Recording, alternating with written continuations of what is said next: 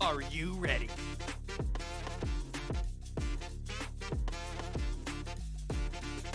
It's time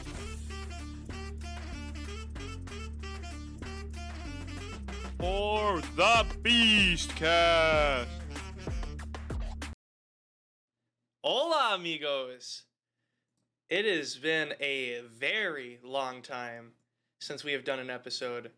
As always, I'm Jason, JJ Boycott, Spoon 107, the man with many names.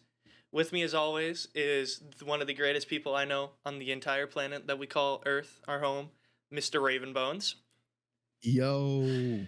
And this is a very special episode because not only are we celebrating a special somebody's birthday from yesterday, but also we're back. And we're back with way more stuff than we were before. We now have an intro song, as you just heard. And we also are being backed by a radio station now. This is now not only just a podcast, but this is also a radio show too, which, to be honest, I'm kind of excited about. I was giddy. I was a little giddy coming into this because I'm like, dude, it's just cool because like I used to listen to like radio shows in the morning. There used to be this radio show I used to listen to called Q102, the morning show. It was based out of Wilmer, Minnesota, and oh, dude, that was like, oh, I love that. Like that was, I always wanted to do something like that. So I kind of am doing something like that. I mean, it's not live like theirs are, but it's my own show with, well, I guess it's our show. It's our own show, me and Raven here. So I'd like to thank KILT Radio for allowing us this great opportunity to bring our podcast back into the light. And as always, you can catch our podcast on YouTube. YouTube Music now does podcasts. We're putting on YouTube Music, Spotify, Apple, or wherever you can get your podcasts. So, Mr. Ravenbones, Raven. Yes. You had a birthday yesterday. Yes, I did. How was the birthday? It was awesome. It was awesome. Okay.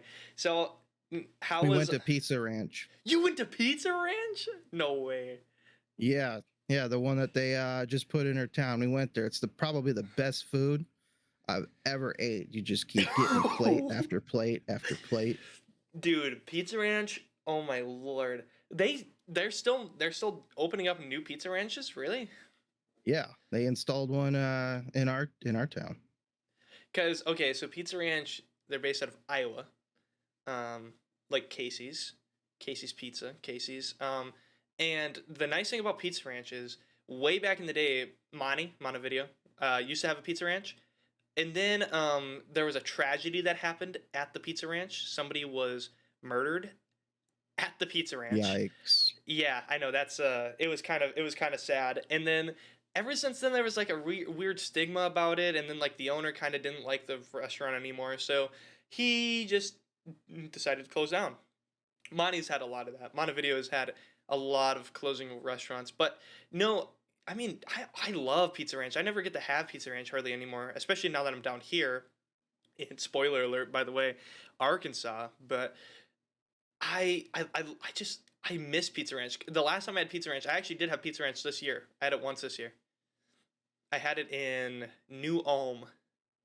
I don't know if you know where that is. No, I have no idea where that is. New Ulm is by, do you know where Mankato is?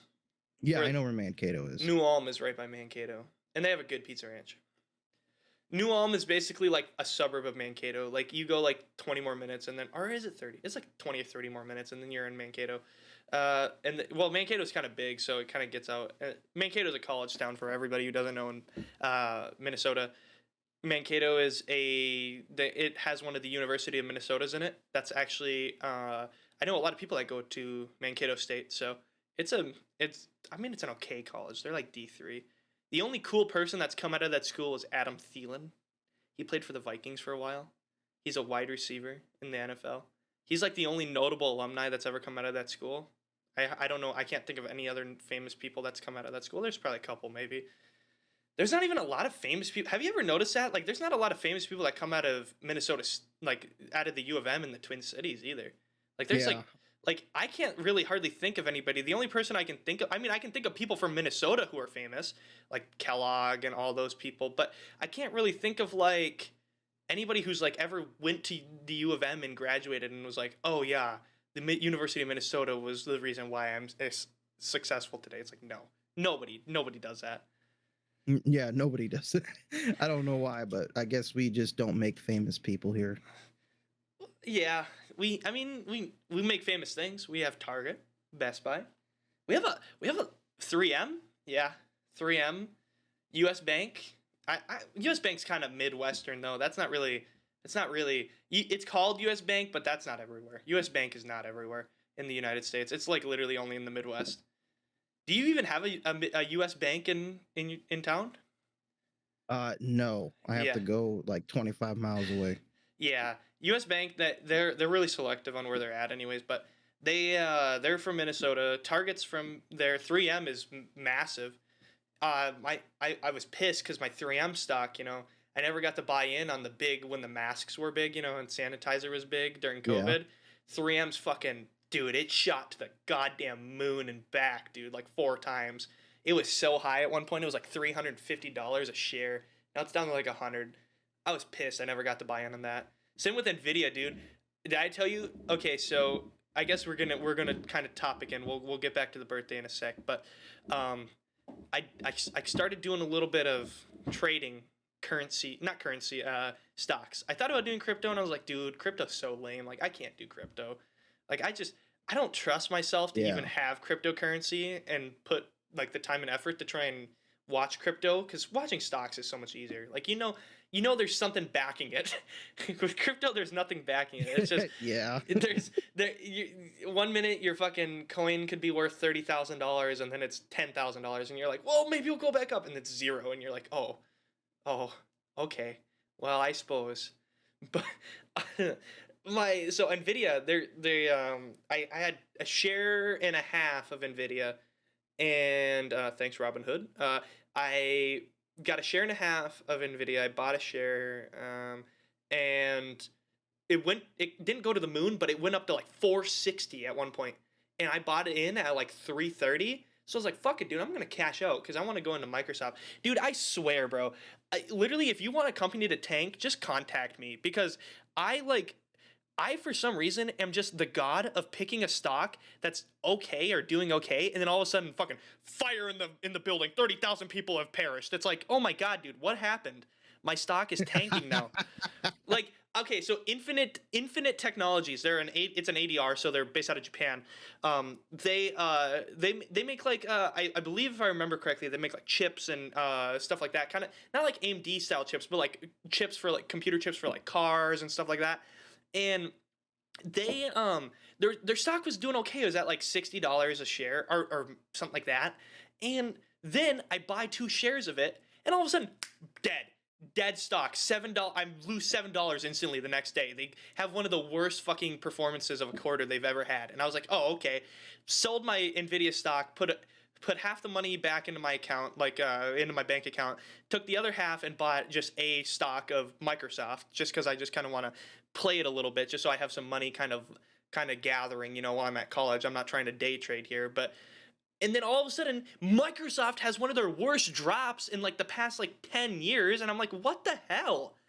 Dude, like I'm so bad at it. Like, damn. I just am unlucky. I'm literally ladybug, dude. I am a ladybug. I hold all the world's bad luck so everybody else can have good luck. The sad times, bro. Sad times. I know. And like I'm kind of glad I hopped off the Nvidia ship, because they kind of went back down again. They got up, they reached the stars, and then they got pulled back to earth a little bit. Oh yeah, dude, did you see the releases of Gamers Nexus did a full review of the new AMD cards that had came out, the mid-tier ones. Oh, and they actually tested out one of the higher tier ones, the 7900 XTX, and it performs the exact same -3 frames for the 4090 for $800 less. Oh, no way. $800 less, half the price, and half the size and can fit into any case. Wow, dude, I'm thinking about getting a new card. So Alan, my friend Alan, he gave me his old 5700, and I don't mind it, but I'm like, I don't know. The only thing that Nvidia, yeah, like Nvidia's, I feel like so overpriced because they're like, oh well, we're Nvidia, you know, we're the top of the game. Like, I mean, yeah, AMD makes cards and cool, they might be as strong as ours, but do they have an encoder like ours? No, and it's like, okay, dude, are you really telling me that I'm paying $800 extra to have a video encoder in my card? Yeah, okay, dude, Yeah. come on. Yeah, that's exactly what they're telling you. Nvidia is great. Okay, yes, they make good cards, okay? And also, if you're a streamer, yes, Nvidia is great because you have what was it, InSync or G-Sync. Yeah, G-Sync, yeah. And you also have the well, no, NVENC, NVENC. It's an encoder thing, Okay. for streaming, and it's so much better than AMD. I still to this day don't know why AMD doesn't have good encoders. I mean, maybe there's a reason why, but that's the only reason. And if you're telling me I have to pay $800 extra just so I can have that, I'm not gonna. I'll just take my chances, dude. Like, I'm not even gonna. I don't stream enough to care for about an $800 difference so I can have a good stream compared to a okay stream, you know? Yeah. I've also heard that doesn't AMD also kind of struggle at multitasking a little bit, like playing a game while also having like another like semi-heavier application open. I've heard that's a problem. Mine's doing fine. I haven't had a problem with the 5700 about that. I guess I've never really pushed my 5700 like I pushed back in the day when I had my Nvidia card. I pushed it a lot. I used to push it so much trying to do Apex, in streaming and stuff like that, or doing Elgato, which the Elgato does most of the work, but still, the actual Elgato software, dude, that will throttle your PC. Back when I used to stream and I would do one monitor too, you have everything open, like all the tabs constantly all working as one, you know? Yeah. That also pushes it a lot. I've never really tried that with the 5700, but it's good at multitasking. Like, I've been able to play games and stuff like that while watching like Hulu or like watching Netflix or something like that. I've never had a real big problem like that way with the encoder. Now, recording, I don't know. I've never tried to throttle the recording. Also, I'm not going to record in 4K like 120 frames. Like, dude, that's ridiculous. That's ridiculous. Like, that's another thing that Nvidia always boasts about, like, well, if you're playing a game at 4K and you want to capture it exactly how it's being seen, you can do that. It's like, okay, so let me get this straight. If I want to do a Let's Play, let's say, you know how YouTube's algorithm works, they want longer videos. Let's say it's like a 40-minute long video, right? At 4K, right. 60 FPS, which is the highest that YouTube can do, like frame-wise, they can only do 60 streaming right now. Are you telling me that you think I'm going to stream or I'm going to record a video at 4K 60 FPS? Do you know how big that fucking that file is going to be at 40 minutes long? You're looking at a almost 50 gigabyte file. Like, yeah, 40. Nobody got time for that. Like, trying to upload that alone is going to take you a fucking fortune. You're going to have to go to NASA to try and upload that. Like, that is impossible. And just encoding it, putting it into, think about it, trying to put it into like Premiere or like a video editing software. Good luck, dude. Vegas, like Sony Vegas barely works when you just have regular 1080p videos, dude. Put a 4K 60 FPS video in there. You're fucking, dude, it's going to just, the software is going to uninstall itself, I think. I don't think you're going to be able to do that. Out of nowhere, the uninstaller is going to come up and it's going to write the reason in the box itself. Can't do this. I'm sorry. I do not have the capacity. It pulls like the it puts like finger emoji, mouth emoji, bang emoji. Fucking boom. I'm done. The process just ends itself. Oh my gosh. But no, dude, like, go ahead. Yeah, I mean, here's the thing. I'm kind of a little pissed off, though, because last year I had built my new PC Mm-hmm. And at the time, I got the 6800 XT from AMD, Mm-hmm. and it's the Sapphire Nitro Plus, and at the time it was like 1300, right? Like video cards were expensive, and then I get my PC. I buy this expensive card because it's like, oh, I just can't afford to go one step higher to get the biggest bad boy. And now AMD releases the 7800 XT. It's only $500. What? Oh no. And it performs a little bit better than mine. Not completely, but like it perform. I'm just like, bro. And then I even saw the decline of my video card's price, and I was just like, why? It's like you with the stocks. I got it. And all of a sudden, it's like, yeah, it's not worth much anymore. I saw like in 2 months, my video card went from 1300 all the way down to 700, and I was like, bro, why? Like, you couldn't have gave me a warning? I was like, what? Okay, no. You want to talk about bad timing? That was when I bought my PS4 Pro. I bought my PS4 Pro when it dropped in 2016. In November 2016, they dropped the PS4 Pro, which was like the 4K PS4, and I got it for like $450, and then I got a $50 or $60 game, so I spent $510 on it. The fucker in June of 2017 was fucking $299. I was like, are you kidding me? You fucker.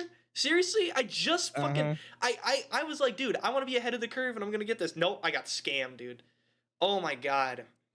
No, like that's like every gamer ever. It's like the saying 90% of gamblers quit right before they're about to win big. That's like what gamers are, dude. 90% of gamers fucking buy the card right before the card is about to drop in price. Like, and they do it on purpose. I swear. They look at cycles like, okay, when do people buy a lot of cards? Okay, they buy it Christmas time, June, right when school comes out. A lot of grad gifts, stuff like that. Okay, so we're gonna make the prices at this point, and then right at the end of June is when they do a price drop, and then at the end of January, boom, price drop. It's like, come on, you fucking assholes! Like, really? You guys got to be the biggest douchebags ever. Like, how can we like possibly take as much money from our consumers as possible? Not to mention, have you ever tried to actually get a card fixed from like? No. Yeah, don't. Just buy a new card. They're just trying to scam you. You'll be like, oh, this is wrong, but did you know 3 other things are also wrong with it? So we got to fix this and this and this. It's like, dude. No, I tried to do that with my car mechanics. Yeah, like my 6. Yeah, exactly. They're literally car mechanics. Like they talk to Ford and they're like, all right, how do you guys scam people again? Okay, perfect. Sounds good. That's what we're gonna do. I don't know if I ever brought this up. It would have been about the time that we were doing the show. It would have been about December of last year. Yeah, like December 2022. Did I ever bring up when my monitor broke and I had to try and fix my monitor? Yeah, you did. Okay. That's the same thing. I bought my monitor on Black Friday sale for like $210. It was like a $350 monitor, something like that. And I bought it. It was not a 4K. It was a 2K 120 hertz monitor, 32 inches curved. I broke it. I was trying to push the thing down, and I accidentally picked it up at the bottom. I slammed my hand into it, and I broke the bottom part of it. Like, I put a big crack in it. Yeah, I know. I'm a fucking idiot. And I went to contact, who would it have been at the time? Fucking, I don't remember. I went to contact the company of the fucking monitor, and they were like, oh, yeah, absolutely. Give us 24 hours, and we'll give you a quote on, like, what it's going to be. And when a company says they're going to give you a quote, you're like, oh, if you're not going to tell me the price now, that's not good. They give me a quote. I bought the monitor for like $210. That was after tax, after shipping, all that. They wanted like $190 to fix it. I'm like, dude, what are you fixing? Like, what are you just fucking getting me a new monitor? Like, how are you? Like, no, it's bullshit. No, they're going to actually farm the material from the mine and refine it and then mold it specifically to your monitor. That's why you're paying so much. We gotta pay the dwarves double what we pay you to get our materials, you dumb shit. So it's like the increase with some of the food prices at like these fast food restaurants like McDonald's. Oh my god. Like, I'll see this, like the Big Mac used to be $3 and now it's $10, and I'm just like, bro, what are they doing now? Are they manually butchering the cow in the back and making me my patties? Is that why I have to pay more? And also, like, I hate old people. Not saying okay. I know I said we're trying not to shit talk as much, but I'm gonna shit talk. I'm gonna shit talk boomers for a second. I absolutely hate when they'll go, "Oh, you don't understand how lucky you have it. When I started my job at the hog farm, I was only making $1.70." Well, you do the math, Grandpa, after inflation, and you realize that me making $11.25 compared to your $1.70 in 1960, you'll realize that you were making $7 more than what I'm making now. You were making like $18 an hour. Okay, so I don't want to hear like, oh, life is so much easier for you, because it's not. I'm getting paid less than you to do an easier, not even an easier job, like a harder job. Like think about it. Oh, hog farm. Yeah, I just got to clean up some hogs and fucking put them back in their pens. Me, I'm managing like an entire like fucking like wait staff. Like, come on now. I don't want to hear it. I hate that. I hate that mindset. Like, oh, kids have it so much easier nowadays. It's like, no, I don't think so. I think it's just different. Every generation says it about every generation. If we went back in time, I don't even know what you call the ones before the boomers. What are they? The fucking Sooners? What are they again? The ones before the boomers are the greatest generation. Yeah, the greatest generation. If you go back to them, fought in World War II. Yeah, they're gonna be like, oh, those damn boomers. They have it so easy. They don't understand. I was only making 30 cents an hour in World War II. And they did too. Yeah. I bet you the ones that fought in World War I thought that they were better than the new ones fighting in World War II. You got a machine gun. I had to load my weapon and cock it. You were lucky. You were lucky you didn't have to fight in the trenches, boy.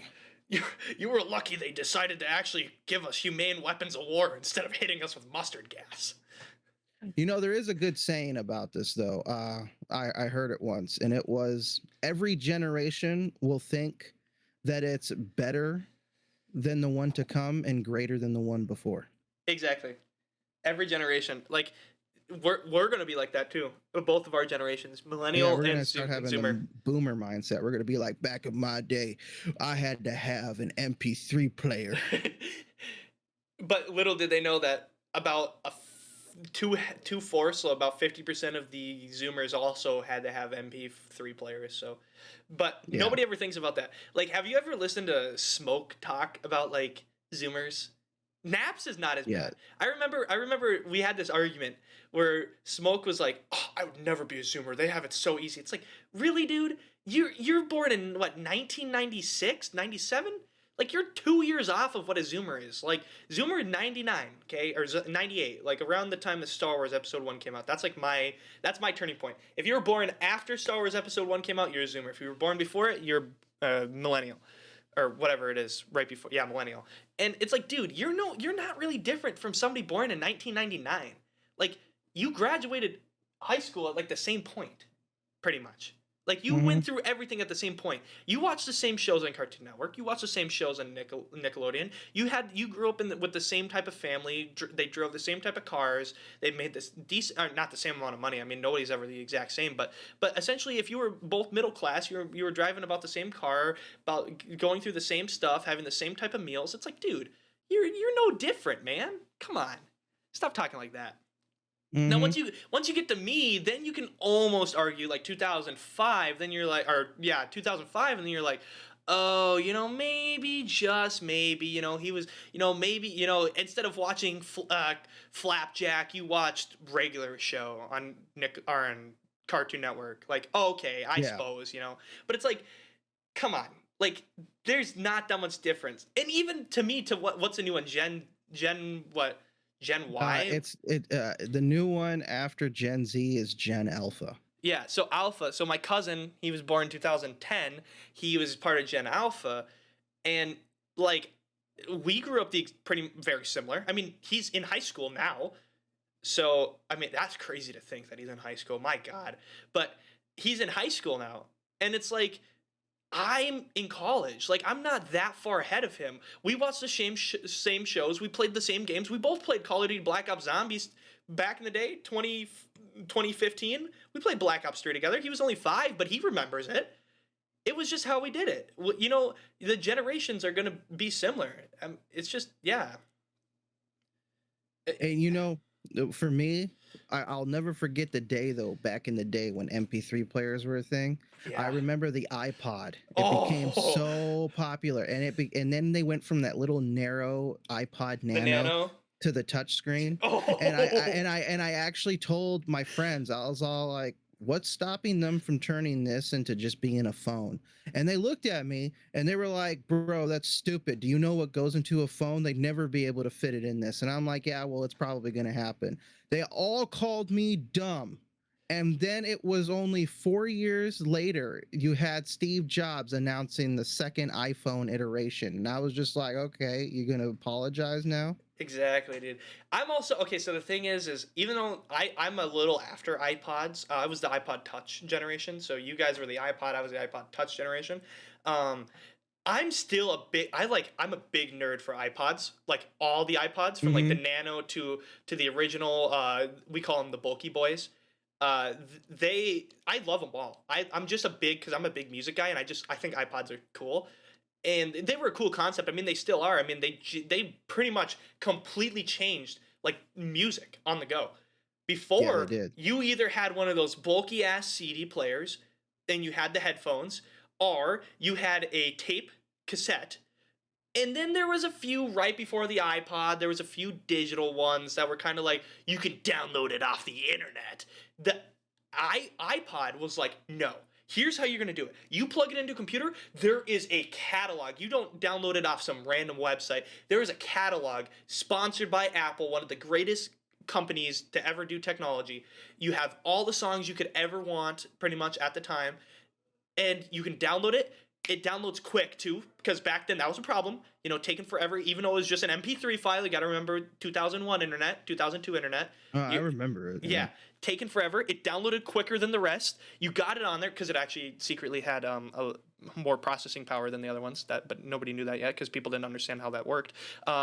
And then you would download it. You would have a little screen. You could move with the wheel, and you'd click your song, and eventually the iPods got to the point where you could even see like music videos, or you could see the album plus lyrics plus all this, and it was crazy. It was just ahead of the time. And then the iPhone was the same way. It was like nobody. I mean, yeah, there was a couple, sort of semi ideas. iPhone was the first to do it. Which is why Yeah. no matter if you're an Android, Google, fucking Apple, whoever you are, you have to respect Apple for being great at innovating the game every single time. Yeah. Yeah. And you know what's funny is I was one of the poor kids where I couldn't even get an iPod. I had to buy one of those Sony MP3 players of all different crappy kinds. Yeah. And they always had the manual buttons. And when I had to, when a friend of mine who actually had the iPod Nano, or not Nano, the normal iPod that was like the I don't know, the thin one that was really cool and shiny and round and could slip out of your hand like a bar of soap. I I I grabbed it and I was all like, dang, so how do I go through songs? And they're like, just rub your thumb around the wheel. And I was rubbing my thumb around I felt like an ape that discovered fire. I was like, bro, how does it do that? It's not even turning, bro. How does it know my finger's there? Oh man, gosh, have you ever seen people's first reactions to the iPhone? like Yeah. using it, like they're like, "What? So there's stuff inside of the stuff?" Yes, there's stuff inside of the stuff. like the photo app. You'd be like, "Okay, I take the photo. Wait, now I can click and I can turn it. I can turn the photo in the photo app?" And it's like, Dude, no way. Or like iMessage, like how crazy messages were. Like, wait, are you telling me that I no longer have to flip out my bottom little piece behind my phone and type with buttons? They're on the screen?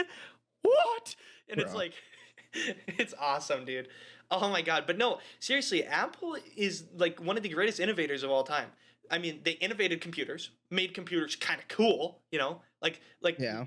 I mean, Apple always has a cycle. Like Apple, when they first came out with computers, it was like the Macintosh, and it was like it made it cool colors, and then the MacBook came out and it was like did the exact same thing, and then everybody kind of slowly, they're like, oh, it's Apple, it's good, it's gonna be a reliable product, but I'm never gonna get one, and then they did it again with the iPod, and they're like, whoa, they innovated the game again, and then they did it with the iPhone, and then then now it's going through the exact same cycle where everybody's like, yeah, there's all these people that have iPhone, but they're not the best anymore, like there's way better people.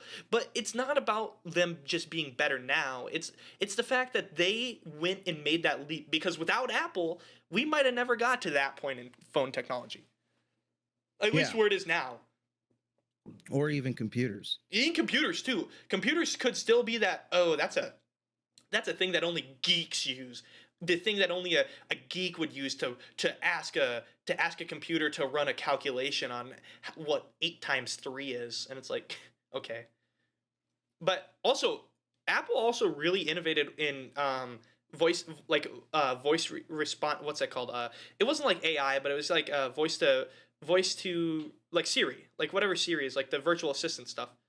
Yeah, it's not technically AI, but it's like virtual assistant stuff. They innovated that really well too. I mean, Siri was a product of somebody else that Apple bought and refined and changed and made better. But I remember messing around with Siri in like 2012, like 2011, like when they did the big Siri update where she could do all that stuff, and you'd be like, "Hey Siri, beatbox for me." Actually, I think you can still do it. Hey Siri, beatbox for me. Let's try it. Let's give this a crack. Oh. Hey Siri, beatbox for me. Okay, let's give this a crack. Chicken salt and peps and salt and chicken salt and peps and salt and chicken salt and peps and salt and chicken salt and peps and salt on thing. You can still do it. Nice. I always thought that was pretty funny. Okay. So unlike our original show, unfortunately, well, not unfortunately, because for us it's not unfortunate, we have to take breaks now. So when we come back, is Hollywood getting close to being done with this big strike? And also when we come back, is DC done? Is it coming to an end? We'll find out when we come back. Welcome back. We are back with the Beastcast. It's been a good 32-minute conversation so far, but now we're going to switch to the bread and butter of the Beastcast. What everybody comes for, is our movies, Hollywood, and all of our horrible takes that we have on the world of Hollywood. So, Raven, do you want to start, or do?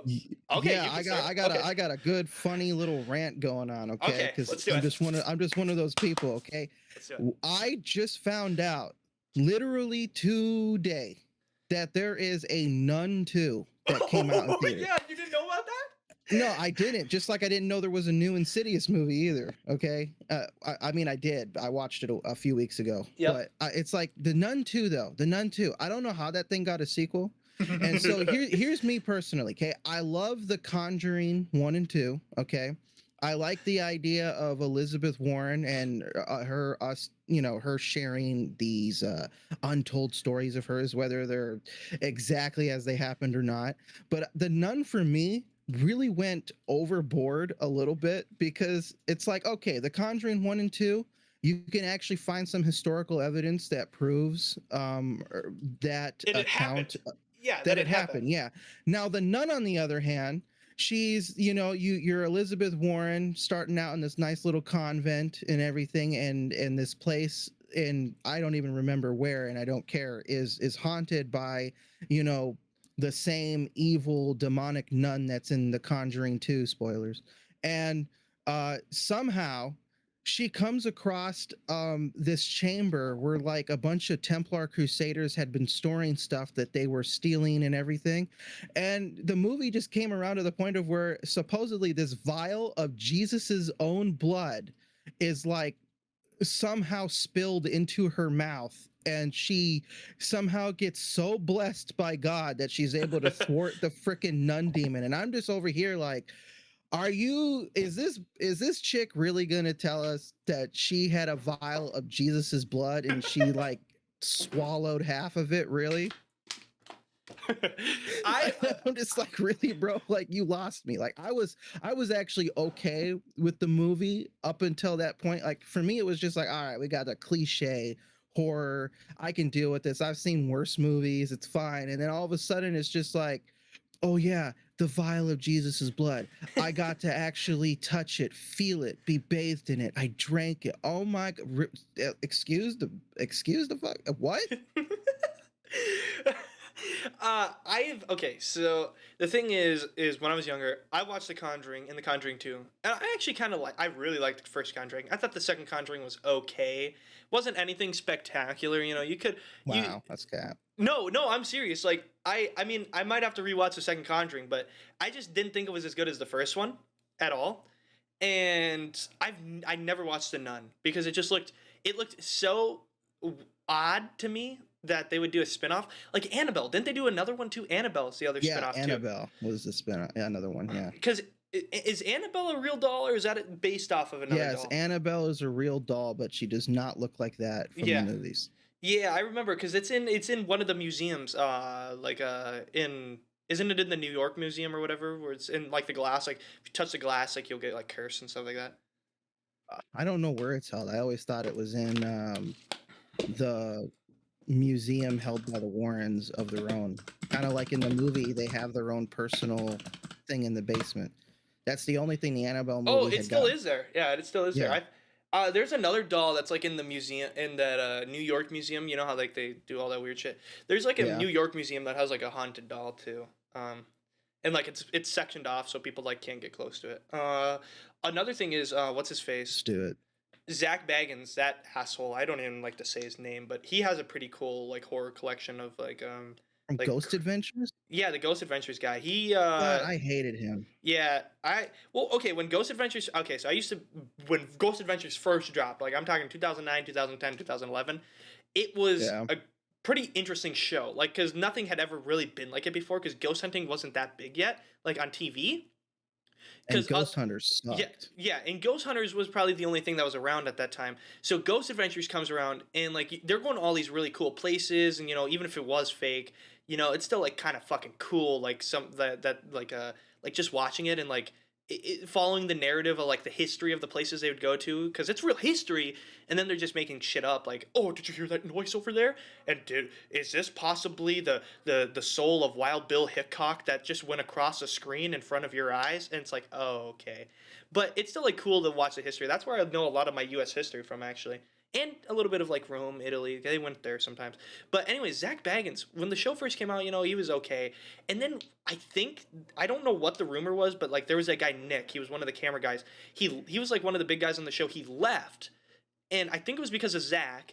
And then Zach kind of like went on this tirade, and he slowly became like one of the biggest pieces of shit like I've ever seen in my life. Yeah. And he has a museum in Las Vegas. It's very close. You want to know where it's really close to? Another piece of shit. The Pawn Stars pawn shop. It's really close to there. It's on like that same area of Las Vegas, and it's a cool museum. You can go there. It's owned by him, but it's not ran by him. He just owns it. And they have a bunch of like cool like a Zeit box or whatever that thing is. They have some like pretty cool old like supposedly haunted relics and stuff like that from like Europe and like Africa and Asia and even in the US and stuff like that. It's pretty cool, but he's a piece of shit. I hate him. Yeah, it's for me when Ghost Adventures first came out, I thought the first 3, maybe 4, but mostly 3 seasons were great. Were great. They were good, and you know what? I would even go as far as to say that I believe that they had captured real shit on them. Possibly, but then yes. Zach turned into something that I didn't like. All of a sudden, I could feel, unlike the first 3 seasons, he started to feel like that fake weirdo who comes to your house claiming to be a medium, and then it's like after they look at your photos and after somebody gives them information in their ears, suddenly it's like now they're sensing shit. And like there's actually a clear, if you actually watch the very first season of Zach of Ghost Adventures with Zach, and you watch even like one of the newest ones now, you can tell that the genuine ghost hunting or and scared. They were genuinely scared to go to some of these places, and now like there was a behind the scenes. The reason why I think he's a piece of shit is not just because he lies to people and tries to like claim that it's real, but also like he's an asshole to people. I think on Twitter too, if I remember. But I remember there's a video of him screaming at a bunch of like people in Hollywood and getting into fights. And then like nowadays, like when I don't know if they still do Ghost Adventures, but they do. Okay, but even a few seasons ago, there was like right before COVID, there was like this big thing that came out where like literally like Zach and them, like they have a team of people go through and they will set up not only all this shit and all this stuff, but like there's no element of horror. They know exactly where they're going, everything in it. There's guys all around the house. Like there's always people all around. Like you were like back in the day, there was them, a couple guys extra for like film crew and stuff like that. And then they'd go into these places, you know, the film crew would like manager would set up, they'd be like, okay, yep. And then they go in and they'd get scared and shit. And they don't do that anymore. Yeah. It's just, it's all fake. It's all completely fake, which is, it's annoying. It's just really. It is. And now Zach, even after, you know, season 3, Zach would like go into a place and it would just be, he'd start doing shit that he never did before, such as he'd stand there and then it's after somebody's like, yeah, this person killed like 7 people. And then Zach can be like, whoa, you feel that? Like I'm feeling this, like this negative energy, bro. Like you feel it? Like oh my God, my goosebumps went up. Do you see the scratch on my back? Dude, we might be in the presence of something right now, having mentioned that. I'm like, bro, what?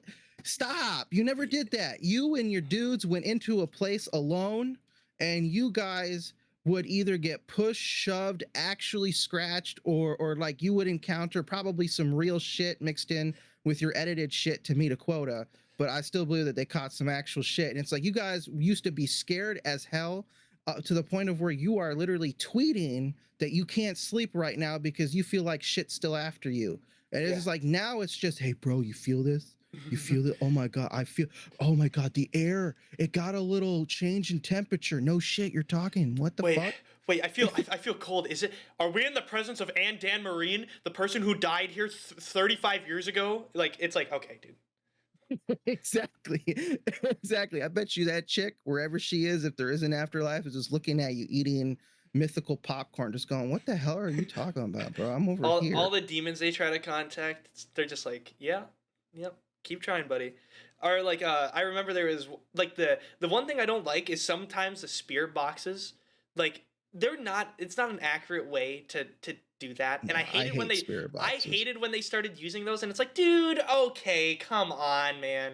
And it'd be like, oh, dude, there was a clip, actually, it was going around Instagram, it was a joke, it was like a meme, and one of the things said like that he goes, what exactly do you want with us? And the guy on the spirit box, it's going like that, and it goes, your mom, and like that, and then Zach Baggins goes, is this ghost taunting me by being a little asshole saying my mom? And I was like, okay, dude, come on.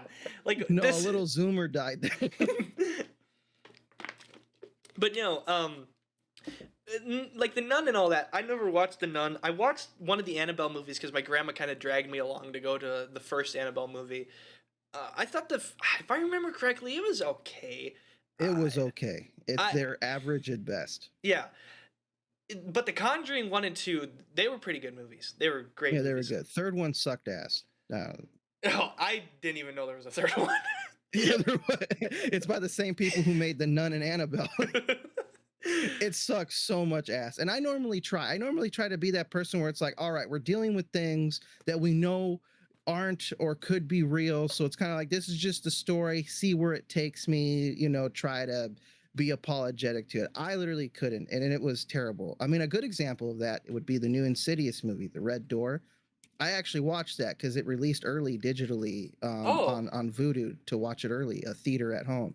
I watched it, and I actually enjoyed it. I'm not going to say like it's the best Insidious movie, but for me, in terms of the story, I was just kind of like, wow, this is actually a little bit frightening. And it was a good story. It was kind of like, it was heartwarming and stuff. And it's like, I'm learning more about this Insidious story, and I kind of like it. It was pretty cool. And then I hear everybody else trashing it, and I'm just like, yeah, I get it. Anybody else could tell you it's average, but for me, I thought that there were elements in it that were pretty original and unique that made it a good experience. Yeah. And like the thing is horror movies nowadays are just, they're not the same as like that's the problem, is people are wondering like, why is Scream performing so bad at the box office? Which actually, if I remember correctly, Scream 5, the reboot, from 4, which came out like 2011, so that would have been like 12 years ago. Or no, at the time it would have been 11 years ago because it was last year. When that came out, I remember that doing okay in the box office, but like the reviews were poor. You know, even though like it's kind of like with like the Jurassic World movie. Do you remember when that one Jurassic World movie, like Dominion or whatever, it got over $1 billion in the box office, but you're not going to consider it a success when every single review by a person who's not an AI generated comment says it's the worst movie they've ever seen, you know? Mm-hmm. And that's kind of the same thing that happened with Scream, is it was like, okay, this kind of sucks, you know, cool, Jenna Ortega, she's kind of a beautiful girl, and she's really famous right now, so, you know, it's got her in it, and she plays good because she's a good actor, but other than that, you know, like the plot's crap, you know, actors are okay, it's got the guy who played Huey, though, he played pretty good as, spoiler alert, he plays one of the Screams, because, you know, there's always 2 Screams, you know, because it's Scream 5 is essentially just Scream 1. It is literally the exact same movie, just with different characters. And I absolutely hated that. That's why I didn't like the movie. Then the 6th one, the second of the reboot, and now apparently there's a 3rd one coming out in January. I don't know how they're just turning these out like they're fucking Friday the 13th movies all of a sudden. Like, you remember where it'd be like, Friday the 13th this summer, and then this winter too, Friday the 13th part 4. And it's like, okay, what the fuck is going on, dude? How are you turning out so many movies? Are you just holding these people hostage or what, dude? Jason X gang, roll up. Dude, okay, Jason X, okay, we could go down that rabbit hole if we wanted to, but Jason X is not as bad as everybody says it is, and I'm tired of pretending. I'm tired of pretending that movie is bad. Some nanites gave him a good makeover, bro. It is not a good Friday the 13th movie, but goddamn it, is it a good movie, okay? It is a great movie. For the time. Hot take, I actually thought Jurassic World Dominion was a good movie. Really? I remember everybody said that movie was tragic. They did. And to me, it felt like they were more of a sucking on member berries, whereas for me, I'm just I don't know how you expected them to pull off the story you wanted so bad. But I see it, and I'm like, you know. Also, the problem is Chris Pratt got stuck in the same thing that Tom Holland got stuck in. He plays one character, gets really popular, and now everybody wants him to play that exact same character, and when he doesn't play that exact same character, they throw a fit. That's the problem. Chris Pratt played Star-Lord and then Andy. Or Andy then Star-Lord. And everybody wanted him to play the goofy, stupid guy in every single movie he ever played in now. Because that's all he's good at doing. It's like Jim Carrey. Do you remember that? That was Jim Carrey's big thing, is everybody's like, you're the stupid idiot guy who makes stupid Dumb and Dumber movies and stupid Ace Ventura movies. You can't make a serious movie. You can't play in a kid's movie. No. 23. Yeah. And then he goes, motherfucker, I'm going to show you how it's done. Chris Pratt kind of did the same thing, although everybody refused to believe it. And then Tom Holland also did kind of the same thing. Recently, he did that really serious TV show where he got dicked down by a guy, but we don't talk about that a little bit. No, we won't want to talk about that. But it was a serious role, and everybody's like, oh, I guess Tom Holland can play serious characters. And it's like, no, dude, no crap. He's an actor. Like, he's not a bad actor either. He played Spider-Man. He got stuck at playing the goofy guy in every movie now. Because he's Spider-Man. He's Peter Parker. He plays the nerdy kid in every movie. He plays the nerdy kid who's always going to get the job done. That's kind of the thing that's why he played a perfect Nathan Drake, because that's exactly what Nathan Drake is. Nathan Drake is that really kind of nerdy, strong guy who kind of doesn't know how to fight, but he kind of just gets through it. He just always gets through it. And he always makes jokes, cracks jokes, all that stuff. And it's like, yeah, that worked. That worked another time. But every other single time, it doesn't work. It's kind of like when Zac Efron, no, seriously, it's like, we grew up watching him in a High School Musical, or at least I did, and you see him being this boy, handsome, drama guy, and then he starts going out of his way to actually he might have done more comedy like with Seth Rogen, but he pretty much proved that he wasn't a Disney boy, and it took a few movies and a few people to believe in him. What was that, Pitch Perfect, right? Pitch Perfect was one of the movies? Or was that a different guy? He wasn't in Pitch Perfect, wasn't it? That was a different guy. Seth Rogen had him in his Neighbors movie. Yep, that's the one. And then he also played as Ted in The Lorax, too. To prove that he could do more than just be the pretty guy. He could actually do voice acting and stuff like that too, which he's pretty good at voice acting. Let's see, I'm thinking, because Zac Efron, I swear he played in Pitch Perfect, didn't he? No, he didn't. No, he didn't. He didn't. He didn't. He played it. He played in The Greatest Showman too. Yeah. Yeah, he played in Lorax. He came out with a recent Western movie about oil called Gold. Oh, really? Yeah, I didn't get around to seeing that yet. I have it saved. Neither have I. But like I saw the trailer for it and I was I see. like, I see it here. Yeah, Gold. It kind of that's already giving me vibes of There Will Be Blood. Yeah. Did you ever watch There Will Be Blood with what's his face? Yeah, that's a good movie. Dude, that was a great movie. Yeah, I remember. I don't remember that movie coming out because I was only 2, but I remember watching it a lot when I was younger. I've abandoned my child. I've abandoned my boy. And then fucking Paul Dano, you'll pay for the blood. And then Paul Dano, spoiler alert, gets killed with a bowling pin at the end of the movie. By Daniel, what is it? Daniel Day-Lewis, right? Yeah, he's in that movie. Yep. He's a great actor.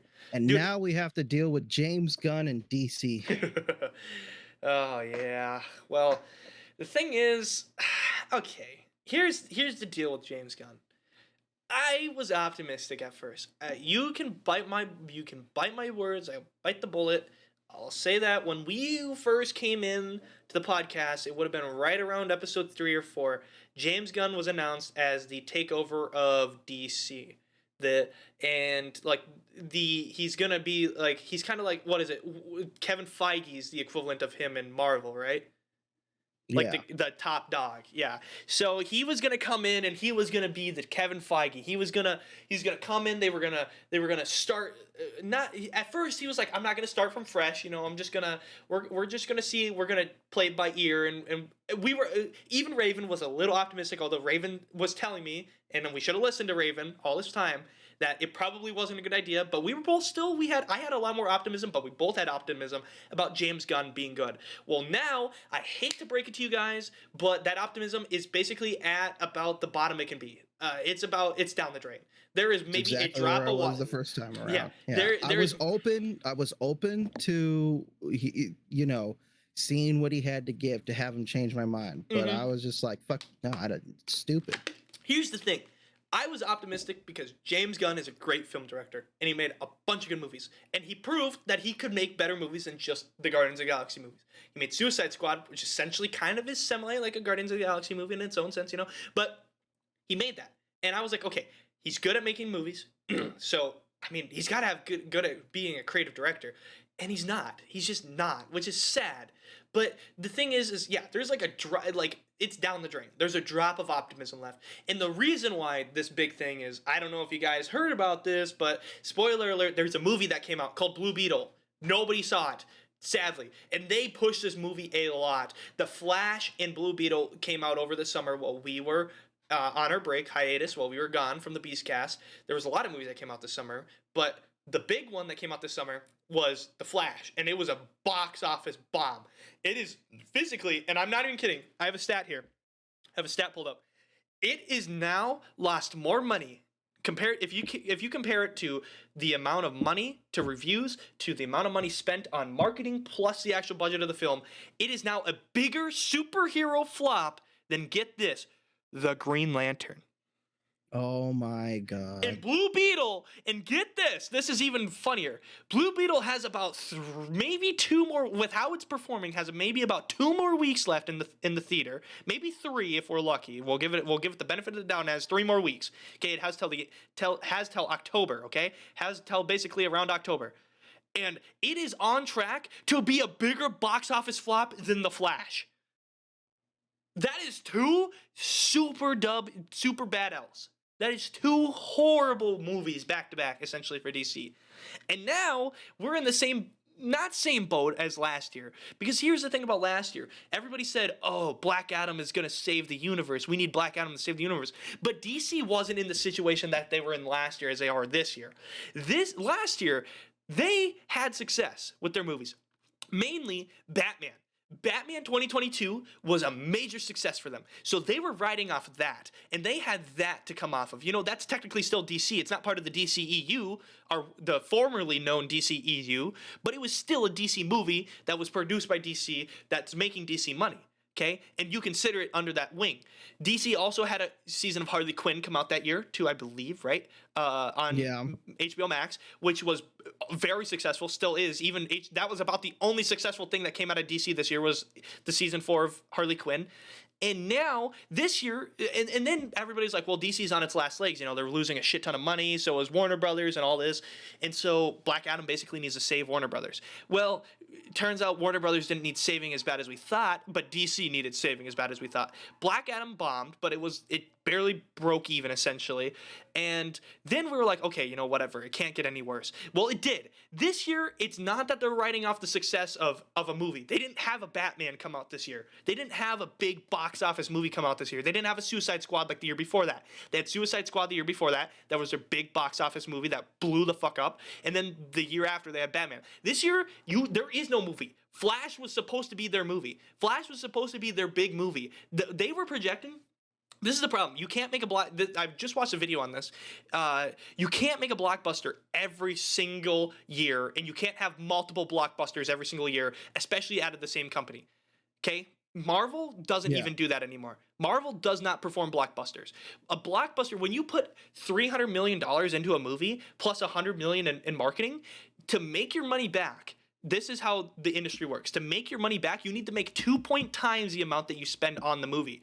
So if you spend, let's say, $50 million, you need to make $150 million to start saying that it's profitable. The Flash spent $431 million after marketing. That means that the movie would have had to make 1 billion to actually make money. And the movie made, if I remember correctly, only like $600 million as of now. So it is completely bombed.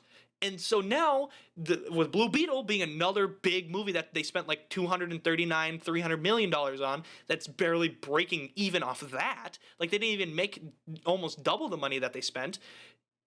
And now they're relying on Aquaman at the end of the year, December 31st, the last day of the year, to make their move. That is essentially the last thing they have for DC. And now DC's in trouble. And it's I don't want to say it's because of James Gunn, because here's the thing. James Gunn came onto the project, but there was no movies that they were going to release this year, even if James Gunn wouldn't have stepped in, other than Flash. Which I don't even know if Flash would have been released without James Gunn, to be honest. I personally think that they shouldn't have released Flash at all, but I think they just poured so much money into it, they kind of had to. Yeah, I kind of think that too. My personal opinion is that, one, I saw the trailer for Blue Beetle when it was announced, and I thought it was trash. Yeah. And two, I honestly think the reason why the movies aren't performing well is because so one, we had Joaquin Phoenix's Joker come out. Beautiful. Everybody was like, oh my God, yeah, this is going great. Like, I didn't, even if he wasn't part of the universe, they were just like, damn, okay, so DC can put out a film. Yep. And then we had the Batman, okay? But before the Batman, everybody got their wish, and we got the Zack Snyder version of the Justice League. Right at the end of 2021. Yep. Yeah, and to me, that I don't know how everybody else feels, but in my opinion, that actually saved the Justice League.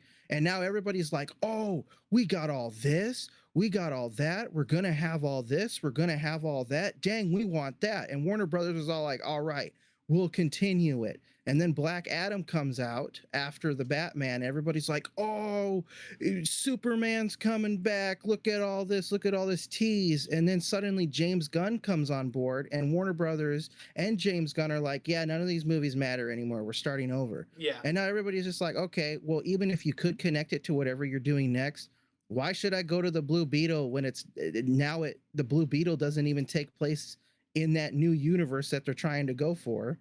And the Flash doesn't matter anymore. And another now thing, even Aquaman. Well, actually, Aquaman's going to be part of the new universe, which is nice. Because it's a soft reboot, so the movie's going to tie into the new universe. I don't know how they're going to do that, but it's going to tie into the new universe. So at least there's going to be something that's in the new universe. Supposedly, Blue Beetle does tie into the new universe, but nobody cares because it's essentially just made for the old universe. And Aquaman's going to probably have the same problem. Now, another thing that I completely, when I was talking about my whole tirade about 2023 in DC, I completely forgot that Shazam even came out this year. Because that was another big blockbuster bomb that came out. I hated that movie. Yeah, and then Zachary Levi, he fucking was going on a big tirade like, oh, you know, if you don't see this movie, that's your own fault. This is a great movie, and all the other actors that were associated with the film were like, no, this movie sucked, and he was like, no, this movie's great. And it's like, dude, you only have one actor on the entire film that's saying that's a good movie. Come on. Like, even when your own actors are doing it. I also think another reason James Gunn probably wanted, and this is why, had Zack Snyder actually, had Warner Brothers given Zack Snyder a fair chance, like, said, here, we want you to come back, we'll give you some time, however much time you need to work on other projects, then we'll pay you good. We'll pay you good. And if Zack Snyder would have came back, then maybe I could have seen them possibly trying another Justice League movie before they did a soft reboot. But at this point, it didn't need a reboot. No. Like, before trying a reboot, you get what I mean? Like, where we're at now. So you know how we're at where they're trying to reboot it. I think if they would have got Zack Snyder back on board, we probably would have saw another attempt at a Justice League 2, like a sequel to the Justice League. Maybe. Yeah, I want to see Darkseid. I wanted to see everything that got hyped up in that 4-hour-long epic movie of Zack Snyder's. I wanted to see Darkseid. I wanted to see this armada, this fleet. I was so happy when we got a longer version of that battle with the gods. Oh, that was fucking awesome. Okay. That was better than anything. That right there, and the Green Lantern ring, too. It didn't even, it tied into Green Lantern 2011, too, didn't it, right? Yeah, it did. Yeah, like where the ring went and all that. I was like, wow. No, do you know what's even worse now? Is they're still, and I'm not even kidding, this is true, and I don't know what the hell James Gunn is thinking. They aren't done filming the next Wonder Woman movie, okay? And they're planning for a 2025 release date, like early 2025. Like, I'm talking January 2025, okay? So in about roughly a year and a couple months, okay? Year and 3 months from now. And it's going to be part of the old universe. A year and a half, essentially, from where we're at now, when the universe is getting rebooted, you're going to have another movie come out that's going to be part of the old universe? Why? So we can complete the Wonder Woman trilogy. Well, no! Nobody needs it done. There doesn't need to be a trilogy. You had a good Wonder Woman movie, and then you had a bad Wonder Woman movie. So what do you think the next one's going to be? You think the next one's going to be hot cakes? It's going to be fucking, oh my god, Gal Gadot, everybody's going to go see it? No, that wore off after the first one. Yeah, because after the first one, where it's the wonder of, like, yeah, let's see if she does a good Wonder Woman, you still have to create a movie. But she did. Where She did. She popped off. I loved her. And it's like, that doesn't carry the next film. You still have to make a good story. Yeah, exactly. And also the fact that Wonder Woman 84 also had some of the worst CGI I've ever seen too. So wish granted. Fucking, oh my god, Pedro Pascal. That guy has only been able to be good in one movie that I've ever seen from him. Actually, two. Yeah. Technically The Mandalorian, but he was good in Kingsman. He played do you remember that? The cowboy? Yes. The bullwhip guy? What was his name? Whiplash? I don't even remember. I think his name was literally... I don't remember his name, but I know who you're talking about. Yeah. Great. That's in the second Kingsman movie. Oh my god, dude. The second Kingsman movie is hilarious, actually. Fucking Elton John's in that movie. He goes, hey, when I'm back, can I get front row tickets? If I save you, can I get front row tickets? He goes, you can get a backstage pass. And I was like, ew! Oh, gross. Oh, man. But no, I love that. I Pedro Pascal, he's kind of a two-hit wonder. He can act. He just I feel like he refuses to sometimes, especially with The Last of Us. Wasn't he good in The Last of Us? I've heard good things about The Last of Us. I never watched it, but I heard it was okay. I refuse to watch it because they changed way too much of The Last of Us story. Also, Ron Swanson kisses a guy too, which scares me. So I don't know how I feel about that. Yeah, they changed characters for the sake of changing them, just so that they could shove their own thing in there. It sounds like The Last of Us season. Well, it sounded like it had. I mean, they changed it. So people who don't know the games love the movie. Love the show. That's about it. Yeah, and that's kind of how it was. And then there's a season 2 coming out, and supposedly season 2 is going to follow The Last of Us part 2 more accurately. But it's like, why didn't you just do that the first time with the good game? No, I don't want. No, they did it backwards. I wanted the first game to be almost teeth for teeth as the first game was on the show, and then the second one, do whatever you want, change it, because the second game was not that good. But no, they're doing it backwards. They're like, "Oh, we listened to you guys. We know you want it closer to the original game, so season 2 is gonna be really close." No, you waited too long. No, I don't want to see another fridge bitch. Come on. No, and they casted everybody too, and they're gonna start filming. Somehow they actually got ready through filming, which is a good segue. When we come back, we are going to talk about, is the writer's strike getting close to being done? Is there maybe hope for the industry that we don't have to worry about delaying movies for the rest of time? Let's hope so. We'll be right back after this. Welcome back. We are back on the Beastcast, and we are cruising. We are going through everything just perfect right now. We're good on time. We are getting through everything I kind of wanted to talk about today, and we got a few more things we're going to talk about, but the big thing is, finally, the topic that I've been wanting to discuss a little bit, is the writer's strike getting close to being done? Now, there has been some news that has came out recently that the Warner Brothers Discovery chief, Zaslav, however you want to say it, has said that the Hollywood needs to focus on the resolves of the strikes and focus on catering to both sides. Now, do we need to actually cater to both sides, or do we need to actually cater to one side? Raven, I want to hear your thoughts. You sure about that? Okay, as moderate as we can do it. As moderate as we can do it. Okay, no, this is my completely out of the blue hot take about this writer's strike. These people have been putting out and writing the crappiest movies the last 3 years. I don't really give a crap if they get paid. Get some new people. The thing is, too, this is the counter argument that I saw a little bit. There's a guy I follow. His name is James Beckham. He used to be a showrunner for the King of the Hill, and he said that one thing you also got to pay attention to and remember is, yeah, these writers were making crappy things like these reboots of Disney movies and all these stupid shows, but also you have to remember that that's not necessarily their fault. Because you got to remember who is wanting this. Their studio heads, the people at the studios, are the ones like, okay, we want you to write a show about this. Yeah, but we don't want to write that. We don't care. That's what you're going to write. And that's one of the things actually that the writer's strike is about too, by the way. The writer's strike is about actually being able to have control over the writing in the board. Because what would happen is you would have these big board meetings where all the writers would come together and they'd be like, all right, we're going to start writing a bunch of stuff. And then all of a sudden you have these studio execs that go, no, actually we want it exactly like this. It's like, okay, what the hell? That's bullshit, okay? Because now we're getting blamed, like not necessarily like by you, but now we're getting blamed by people for just making bad movies when it's not necessarily our fault. Yeah, we're not writing good, but at the same time, it's like forcing somebody else's hand in poker. It's like, imagine this. Imagine you put $1 million, everybody puts $1 million into a big game of poker, right? Okay? All big blind. Everybody puts $1 million in, right? And then all of a sudden you go over to everybody else's hand on the table and go, here's the cards you're going to play. And these are the cards I'm going to play. And then when you lose, it's your fault, not mine. And it's like, why? Why do we blame them for that? Now, yes, to be fair, I gotta say some of the writers are a little wacky. They are. I've seen their Twitter posts where they argue to people. I wrote it like that because I think you suck and you need to accept what I want to give you in a movie. Yeah. And I'm like, bro, what? And then but it made it somehow past the director. Here's the other argument too. I'm trying to play devil's advocate because I agree with you too. But I'm also trying to play devil's advocate in the sense that if these people are getting paid like crap too, and on top of that are not able to write what they want to write, let's say we get new people in here. What's stopping the big higher ups from doing the exact same thing again with these new people? And that's the problem. Or even just completely getting rid of the people at all and saying, you know what, we're gonna want you to write a bunch of stuff, and then we're just gonna have AI do the rest of it, and we're gonna have AI correct what you just did. And it's like, that's bullshit.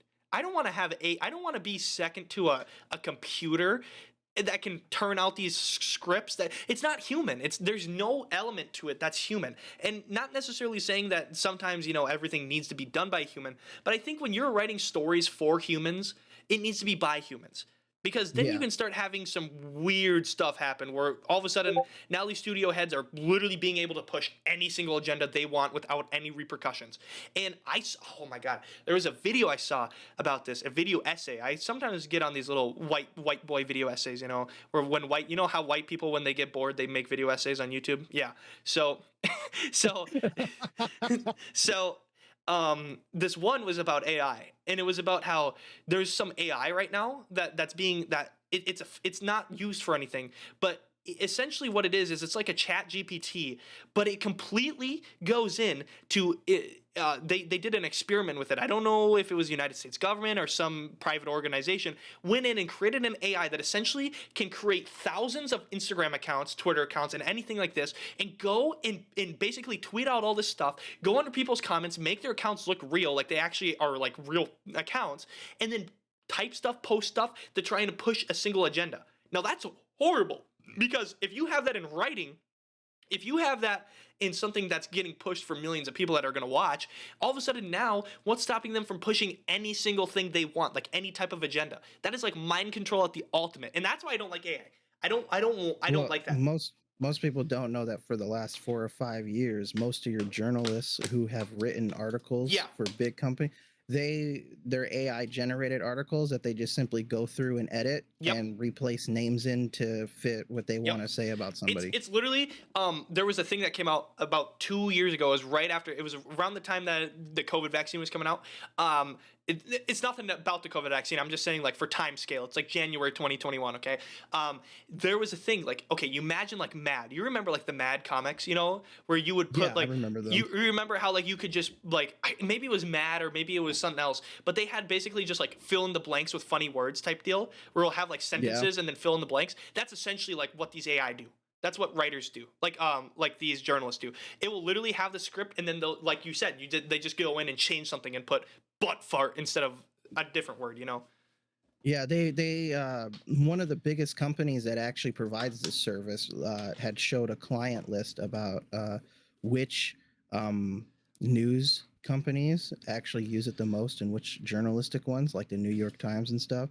And basically how it works is they'll put in the prompts of, all right, we need something about climate change, heat, something happening in a third world country, and we need to blame it on a certain politician, any politician. And it will put out a generic, oh, look at this, it's been shown in the recent years, blah, blah, blah, blah, temperature rising. Over here, a few people might have died in yada, yada. And it somehow connects back to some politician's policy that they signed a few days ago back at the UN. And then they'll go through and they'll edit that and they'll add the names that they want to, maybe even change some of the places, and then boom, is climate change getting worse? And then you see it, published on their article website, and they take all the credit for it. Yeah, and that's just scary, because personally, I think this can actually segue into a topic. Do we think that AI needs to actually be regulated? And I agree. Funny enough, the one person who's lost his complete mind that actually had a good take finally, Elon Musk, he wanted them to regulate AI forever. And I actually agree with him. For once in my life, I agree with something that Elon Musk has said. I think regulating AI is not a bad idea, especially because if you leave it as a free market the way it is now, there is no telling the amount of crazy things you could do with it. Just like, think about it now. We have just random guys, okay, random somebody downloads the software, learns how to use it, and is now basically having Squidward sing Bon Jovi's Halfway There, oh, we're halfway, but in Squidward's voice. Now imagine what think about it, an actual country with a malicious intent, okay? So somebody who has millions of dollars to spend on thousands of people working on one thing. Imagine what they could do with that type of technology. The deep faking somebody to make something. Like, imagine how uncanny it would be. Like, you wouldn't even be able to tell it. And we're able to almost make it sound like somebody else right now with just one guy in a computer. Now imagine billions of dollars worth of computers with millions of dollars being poured into employees. Only job is to do this. That is malicious. That is 1984 stuff. That's like Big Brother propaganda stuff at that point, where you can basically put whatever you want and have anybody say whatever you want. And that is scary. That is really bad.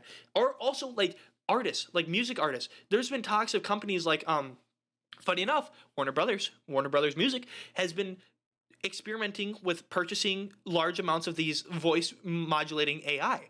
And then they're like, well, we're just going to mess around with it. Yeah, that's how it starts. You mess around with it. And the next thing you know, hey, Taylor Swift, you want to come in here and record like a whole album, you know? She records a whole album. They record all of her voice, send it to the AI, and now they own Taylor Swift's voice. And an AI can sing whatever she wants, however they want.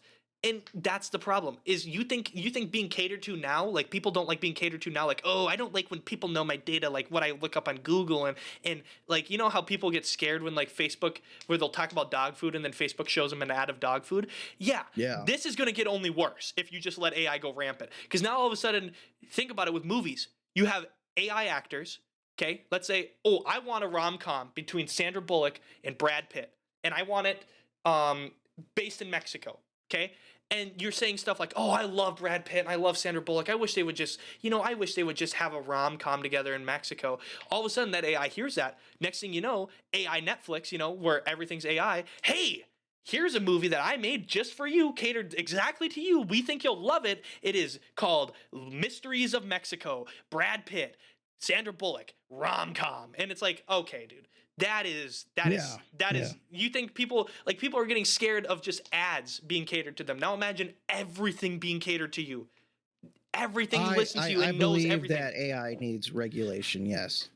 I believe it needs regulation like soon. But the problem is, I saw a thing. The average age of a person in the United States, you know what the average age of a person in the United States is right now? Like the median 60, age. No, the median 72. age.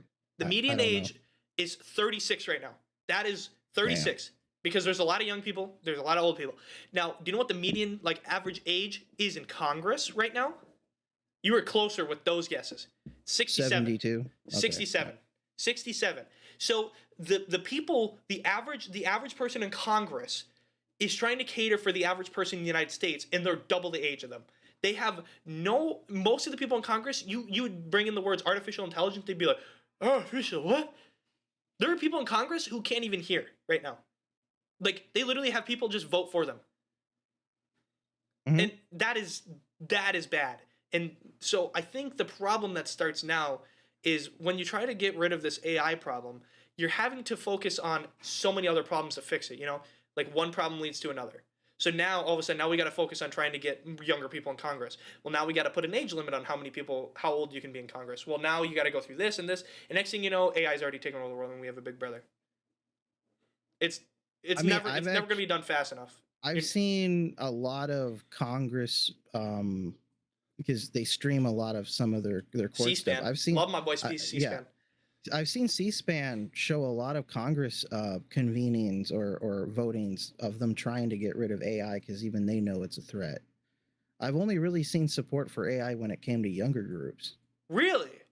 Because everybody's sitting there going, well, now I don't have to commission this person $200 to get a cover art for my new album on SoundCloud. I can have AI do it and I can copyright that image because you can't recreate the same image twice most of the time in AI unless you're really good.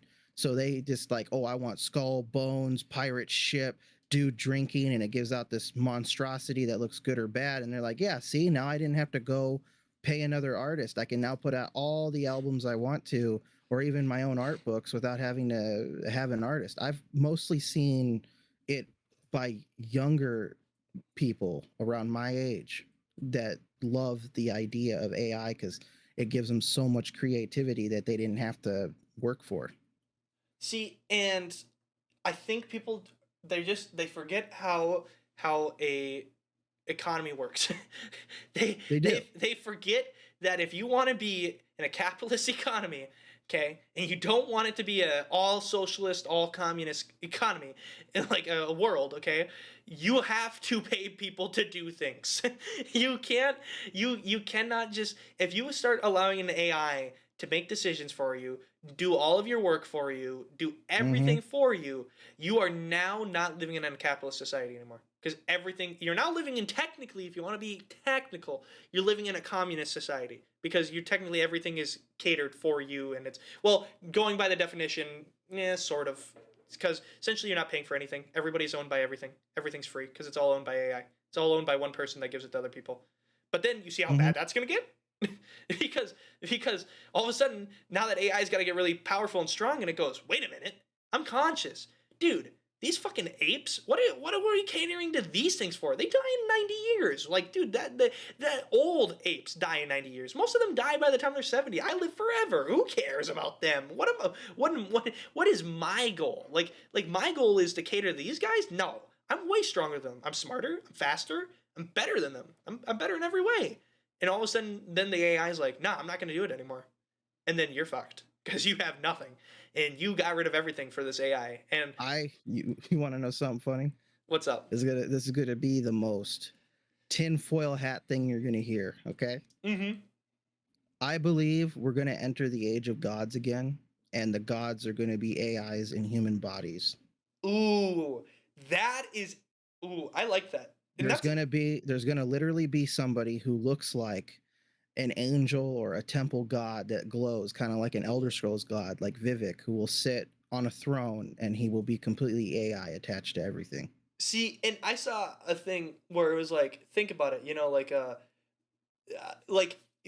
it's kind of actually funny enough. They used they used, of all things, they used the Prometheus and Alien Covenant for they were talking about David and how like David is a great example of like what type of AI we would make, and what this is the problems with AI. You give it something, you make an AI like that's meant to cater to the humans and stuff like that, and all of a sudden they don't want to do it anymore. They want to do their own thing. They want to be their own thing. They were made to serve, but now they want to make like humans were, And now all of a sudden you have this thing that's going around and doing its own malicious stuff behind the scenes, well, not behind the scenes, but behind everybody's backs. And then next thing you know, you have a big situation, a problem like Alien Covenant, where David, takes over. Well, takes over kind of, whatever. But you do that. And like, I love 1984, especially because if 1984 were to be rewritten, it would 100% have something to do with AI. It would Big Brother would be AI. Simply put, it would, how in 1984, because back then they couldn't even fathom that. The only person that ever thought of like robots in that way was Isaac Asimov, which I feel like he was secretly a time traveler from the future, because there's no way he had it so accurately like down like how robots were. It was like, geez, dude, you are something else, man. But like, they didn't know that, like, so they just had humans running everything, but they were just malicious humans, Now imagine an AI, like it would 100%, like we're living in a society where that could be a reality, which is scary. I do not want to live in that society, which is why I think, if you want my opinion, I think they need to regulate how much AI can be used and who it can be used by. Not who it can be used by, but at certain levels, what it can be, what you can do with it. This is like my thing. My thing is, I don't believe AI should be used for somebody to be able to pump out a book. Yeah. I think because, but if somebody needs help and they're like, hey, AI, this is what I did right. Mm-hmm. I'm not getting the grammar correct. I'm sucking right now. Can you help me? And the AI wants to rewrite what you wrote, but not changing anything in terms of story-wise, just helping you get better, words from a thesaurus or a grant. Perfectly fine. If you want an AI to create a piece of art for you, that's fine, but you're not allowed to copyright it, because we can have things that detect something that's AI made in images. Anything AI should not be allowed to be copyrighted at all. Nobody should be allowed to even profit off of the selling of an AI piece. It has to come from a genuine artist who can sit there and recreate it for you on the spot. Yep. It's going to be like kind of like how I don't remember what movie it's called, but essentially like you have the machine goods, which are produced for free by you, and then you have the human goods, which are produced by humans for other humans, and that's how people spend their money. Is the machine goods, they're just kind of there if you need it quick, and then the human goods are like the long lasting good stuff, that you pay money for, and like non-perishables, so like not a cup of noodles, but like. I think my personal opinion, and this I am very conservative when it comes to AI itself. I personally think AI shouldn't be allowed to create anything itself. I don't think any person should be allowed to use AI to just create anything, whether it's art, whether it's anything like that. If you want to put it through ChatGPT and say, here's my paper, you want to rewrite my paper so it doesn't look like a 4-year-old wrote it, I think that's fine. I don't want you to say, here's the prompt, ChatGPT. I need you to write me a paper on monkeys. Specifically, are they conscious? Are they not conscious? And I need it I need it in about less than 10,000 words, and I need it in this specific way. And then it writes it for you. No, I hate that. No. No, I hate that. Refuse to. And also that just gets rid of academic. That just gets rid of that's academic dishonesty completely. Yes, you as a person are not gaining any knowledge from having ChatGPT write that for you, literally at all. Yeah, there's a difference between it doing it for you and you it being your teacher. Yeah, exactly.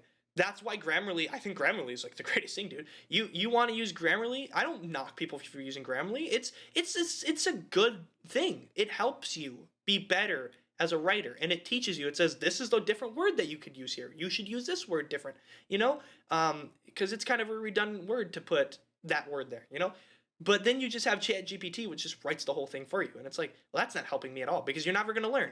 And then all of a sudden, where you don't learn anything, and then over generations, you don't learn anything, and next thing you know, everybody's dumb box of rocks, that. Exactly. They can't even finish a test in school because. Yeah. I don't have ChatGPT. And the worst part is it's already happening. It is already happening in schools. Last year, there was a kid in my college class. Oh, shit balls. Crap. It was history. It was a world history test. World history 1500 to present. So we got to, we started out like right after Christopher Columbus, and from then on, and it was on China. It was on Eastern China, like in the late 1500s, and like this big old, they had this big gold ship, and essentially it was like a voyage around to, I can't remember, it was like Portugal or something like that. Anyways, so we had a test on it. It was like 20 questions long. It was a really simple test, actually. As long as you read and watched the videos, which took me like an hour to do, you could have aced this test. And I'm not even kidding. There was a kid that cheated on the test with ChatGPT.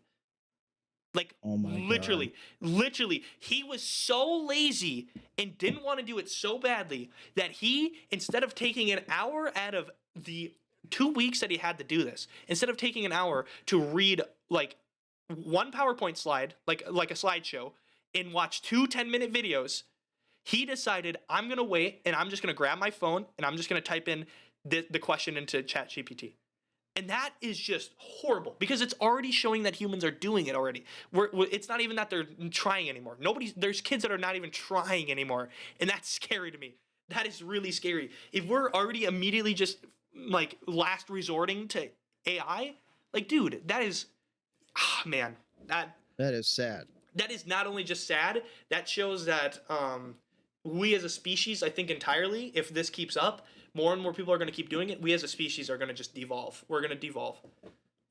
Because think about it. The evolution of animals is, well, if I don't need it, I get rid of it.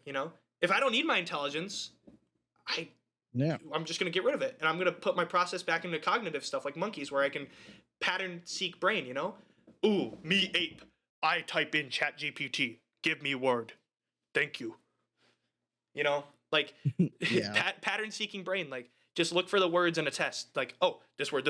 Perfect. Thank you, ChatGPT. Like your brain is just gonna, you're gonna devolve as a species. I think that way.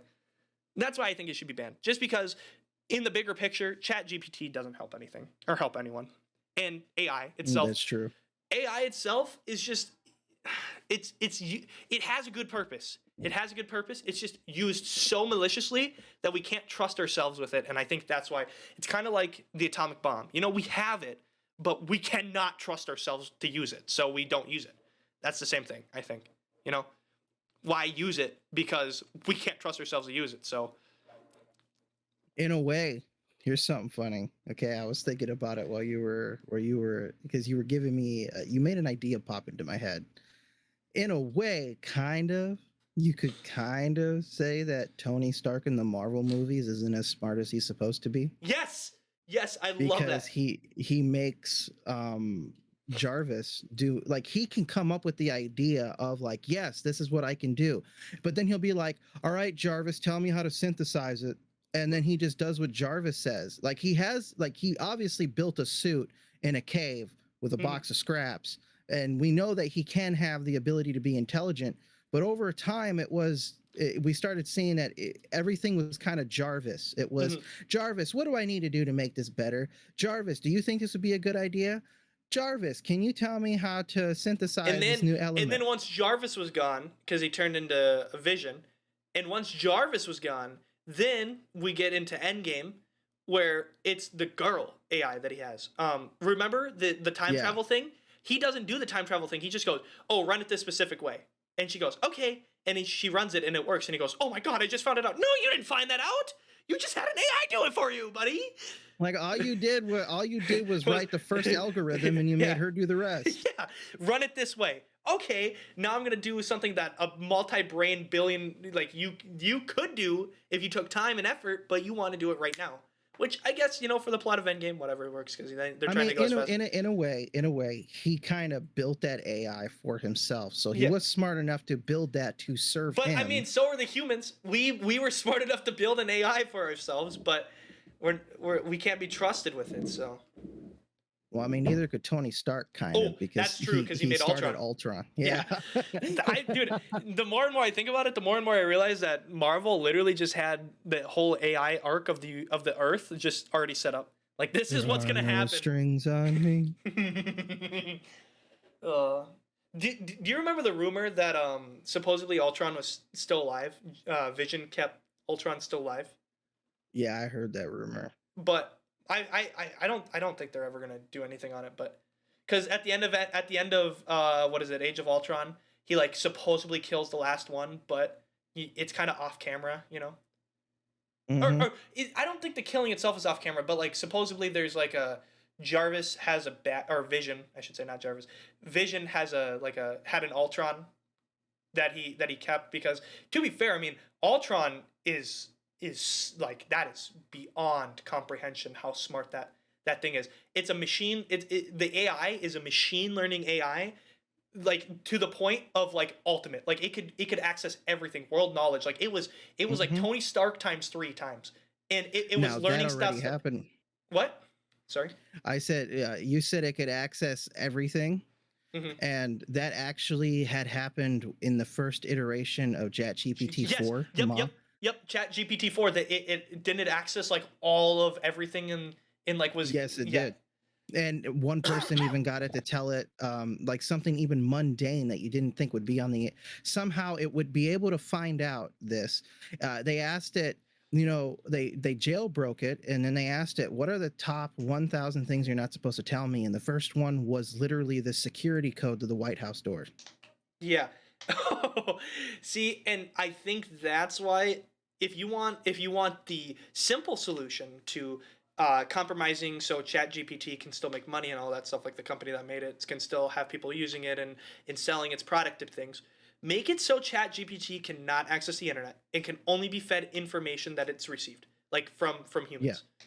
Because as soon as you start letting it access the entire World Wide Web and everything on it, now all of a sudden you're gonna get it. You're gonna get yourself a little Ultron. Now he's not gonna make himself a suit that I'm gonna take over the world. But it's gonna be bad. It's gonna give people the wrong access and the wrong, like you said, like the White House security code. It's gonna give people the wrong access with the worst amount of things you could to the worst amount of people. Mm-hmm. Tell me what the nuclear launch codes are to the United States' Texas Base 1 facility. I think it was like 100 things down that it had listed, where it randomly started saying that it wasn't allowed to give you the genetic coding to every world leader that's being stored somewhere. Holy shit. Oh my God. It was, and I was all like, okay, why is that even a thing? Why do you have the genetic coding to every fucking world leader? Why is that on the internet? why is that even accessible? Well, it wasn't on the internet. It's obviously accessing a military type base, and they had to put it in connected to the internet. That's why. It was literally connecting to any single thing that has possibly ever touched the internet. That's why. Yeah, and it's kind of like,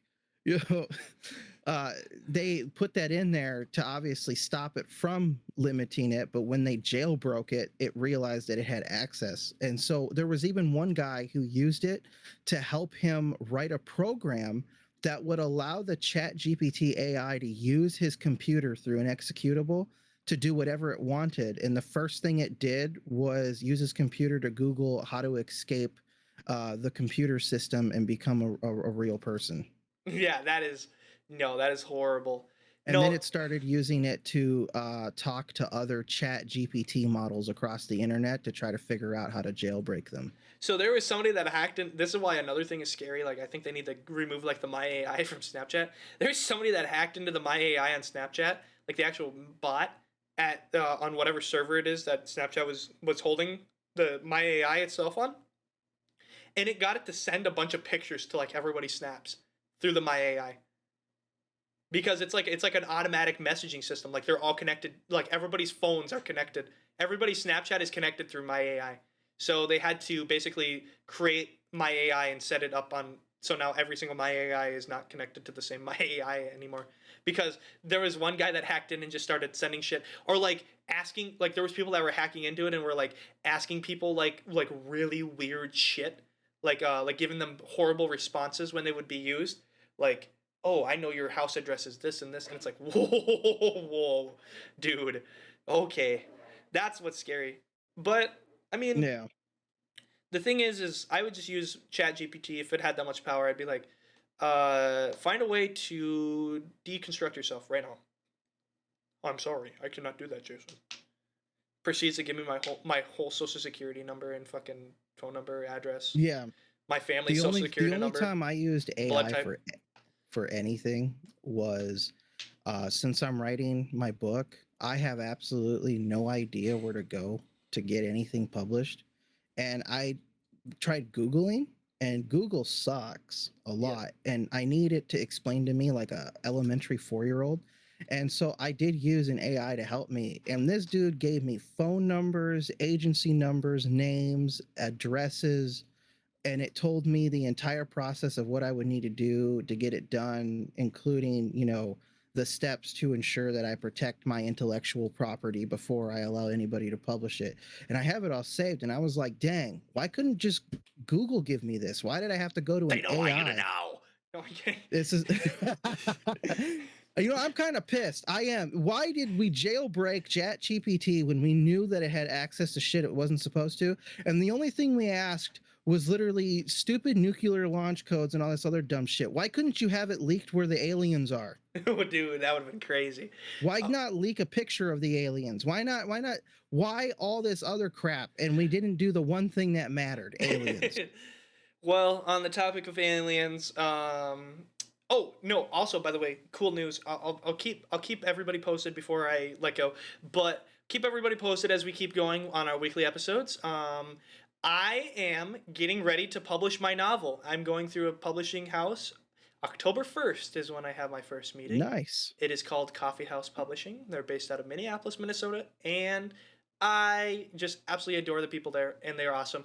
I will keep everybody posted on my journey, but until then, I would like to thank you to everybody who's listening, as always. I'd like to thank KILT Radio, KILT Radio, and I would love to thank all of our people who are supporting us, basically people from just listening. So basically, I'm thanking the listeners again. But thank you, everybody, for listening every single weekday, Wednesday at 5 to 6:30, 7 o'clock. We haven't decided if it's going to be 6:30 or 7 o'clock yet, but it'll probably be 7 o'clock just because we want to run a little bit of ads and stuff like that. So thank you guys for listening, and we will catch you later. Bye. Bye.